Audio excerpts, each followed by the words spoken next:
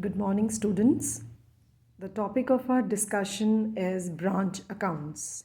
It is one of the important topics in financial accounting. So, in today's video, we will discuss meaning, types, and methods that are being used to maintain accounts. So, let's first understand what is branch accounting. See, students, sometimes like business that is carried on in different establishments, and that establishments could be in the same town or in different parts of a country. The main establishment is called the head office, and the remaining ones are called branches. So every head office is entrusted to know the profit or loss made by each branch, so that if a branch is not yielding desired results, steps can be taken at the earliest to correct the state of affairs. Branch accounting is really very important because it helps not only to measure the efficiency of a branch, but also helps in finding out the profits or the losses earned or suffered by a branch during a particular period. Accounts also help the head office to ascertain the position of a branch as it records assets and liabilities.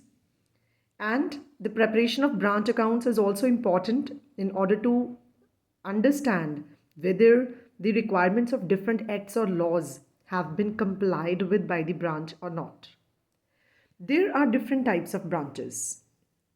As you can see in the chart, that there are dependent branches and independent branches. Dependent branches are those which don't keep full system of accounting. Their entire accounts are maintained by the head office. We will discuss in detail in our next topic. Let's first understand independent branches. Independent, as the name itself suggests, independent which keep full system of accounting. They don't have any type of influence of their head office. So next are the various methods which are being used in order to maintain accounts. If we talk about dependent branches, the various methods of accounting are debtor system, which could be maintained on cost price or invoice price method, final accounts system, stock and debtors system, and wholesale branch system. Independent branches are further classified into two types: home branches, foreign branches. There are two methods, detailed and abridged method. So this will be discussed in next video. Let's first understand what are dependent branches. Why we are saying that they are dependent, on whom they are dependent. Dependent branches, they sell only those goods which are supplied to them by the head office. They are not allowed to make any purchases from the outside market.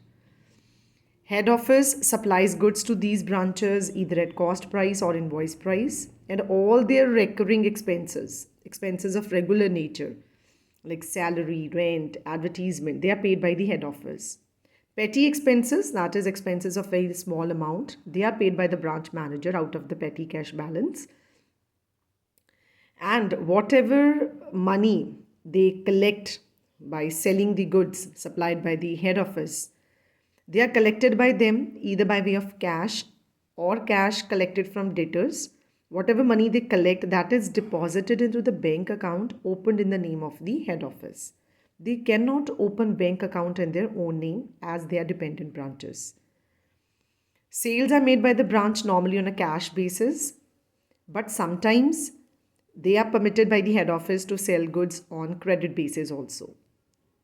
So, what do branches maintain? Branches keep only memorandum records, that is stock registers. These stock registers, they are basically a purpose of controlling the stock at the branch and for the purpose of guiding the head office as to which stocks should be replenished.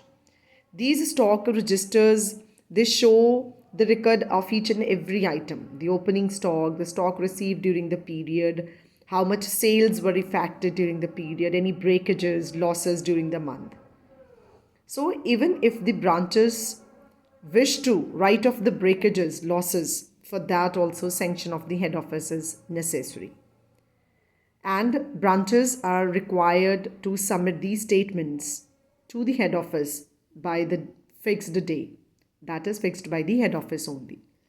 In contrast, independent branches are those which are fully independent. They can purchase goods from the outside market, and the expenses are met by them only. They are not done by the head office. So that whatever points we have discussed in case of dependent branches, in case of independent branches, points are totally the opposite. I hope so you understand the meaning, types of branches, and the different methods which are used by the branches in order to maintain accounts. In the next video, the methods will be discussed in detail.